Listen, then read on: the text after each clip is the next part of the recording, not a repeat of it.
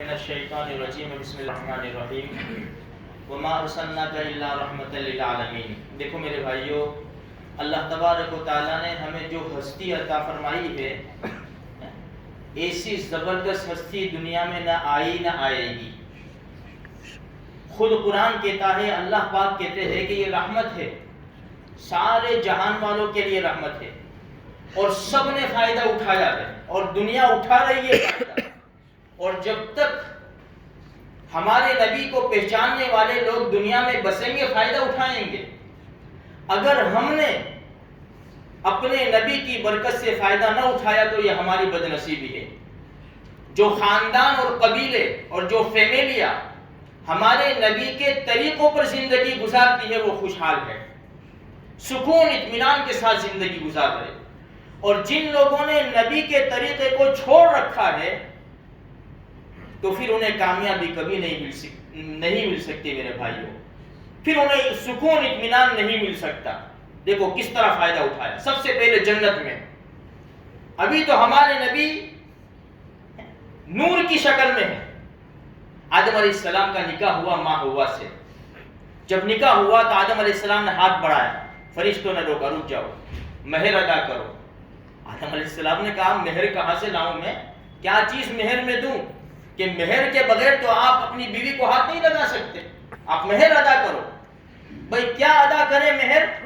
تو بتایا گیا کہ آخری نبی آنے والے ہیں رحمت للعالمین صلی اللہ علیہ وسلم، ان کے اوپر ایک مرتبہ درود شریف بھیج دو، یہ آپ کا مہر ہو گیا۔ یہ ہے۔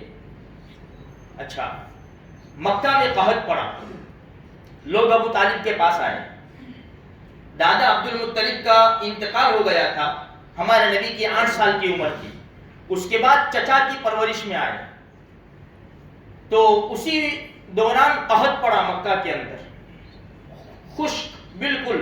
لوگ ابو طالب کے پاس آئے کہ لوگ پریشان ہیں، بارش نہیں ہے اور قحط پڑا ہوا ہے، آپ چلے دعا کریں بیت اللہ۔ تو ابو طالب نکلے۔ روایات میں آتا ہے کہ ان کے ساتھ ایک ایسا بچہ تھا کہ ابر آلود اور چاند کی طرح چمک رہا تھا، ایسا بچہ ان کے ساتھ تھا۔ ہاتھ پکڑ کر اس بچے کو لائے اور بیت اللہ کے پاس داخل ہوئے، اور اس بچے کی پیٹھ کو بیت اللہ کی طرف لگا دیا، بچے کی پیٹھ کو بیت اللہ کی طرف لگا دیا۔ اس بچے نے ابو طالب کی انگلی پکڑی ہوئی تھی۔ پھر کیا تھا، اللہ نے اس بچے کی برکت سے اتنا بارش برسایا کہ گلیوں کے اندر سیلاب کی شکل نظر آنے لگی۔ وہ بچہ کون تھا؟ وہ وہی بچہ تھا جو بڑے ہو کر رحمت للعالمین صلی اللہ علیہ وسلم بنے۔ حالانکہ غیر ابھی ایمان نہیں لائے تھے، یہ بتوں کی پوجا کرنے والے تھے، انہوں نے اللہ کے رسول صلی اللہ علیہ وسلم کی ذات سے فائدہ اٹھایا۔ 12 سال کی عمر تھی، 12 سال اور 2 مہینے۔ چچا ابو طالب ہمارے نبی کو لے کر ملک شام تجارت کے لیے چلے۔ راستے میں بصرہ آیا۔ بصرہ میں ایک بہت بڑا گرجا گھر تھا، چرچ تھا، وہاں پڑاؤ کیا۔ وہاں سے پادری نکلا، پادری نیچے آیا۔ اس کی عادت نہیں تھی آنے کی، وہ نکلتا نہیں تھا اپنے چرچ میں سے۔ وہ پادری نیچے آیا اور نیچے آ کر پورے قافلے کو کھانا کھلایا، دعوت کی اس نے۔ ہمارے نبی کا ہاتھ پکڑا اس نے اور چچا ابو طالب سے کہا یہ سید العالمین ہیں، آگے جا کے رحمت للعالمین بنیں گے یہ۔ چچا ابو طالب نے کہا آپ نے کیسے پہچانا؟ آپ کیسے کہہ رہے ہو؟ آپ نے کیسے پہچانا؟ فرمایا جب تمہارا قافلہ وہ وادی سے آ رہا تھا